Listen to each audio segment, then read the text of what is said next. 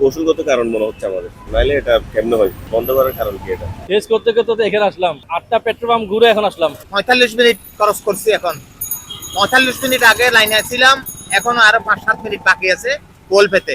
আমি আসার সময় অক্সিজেনে দেখলাম পেট্রোল পাম্প বন্ধ, বাইজিৎ দেখলাম পেট্রোল পাম্প বন্ধ, সেনা কল্যাণ দেখলাম পেট্রোল পাম্প বন্ধ। সবাই বলতেছে পোল নাই, আসলে দেব।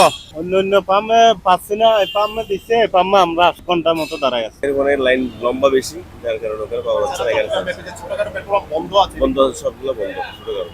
এটা হলো তো একটা কৌশলগত কারণ মনে হচ্ছে আমাদের, নাইলে এটা কেমনে হয়, বন্ধ করার কারণ কি? এটা অন্তত সবাইকে যদি সেবা দিতে চাই তাহলে 200 টাকা করে দিবে, 300 টাকা করে দিবে, সবাইকে পাক না, সমস্যা থাকি তাহলে তো ভালো লাগে। টেস্ট করতে করতে তো এখানে আসলাম, 8টা পেট্রোল পাম্প ঘুরে এখন আসলাম।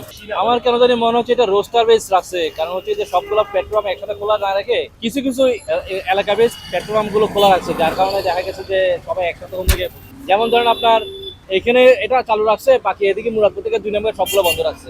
আমার কেন জানি রোস্টার বেস রাখছে, রোস্টার বেস যেটা আমরা যেটা বুঝে থাকি ওইরকম করছে। সারাদিন ব্যাপী দিতে পারবো বলতে আমরা রেশনিং করে তেল দিচ্ছি, বড় গাড়িগুলোতে কারগুলোতে আমরা 1000 করে দিচ্ছি, আর যে মোটরসাইকেলে 300 টাকা করে, আর ডিজেল দিচ্ছি 10 লিটার করে।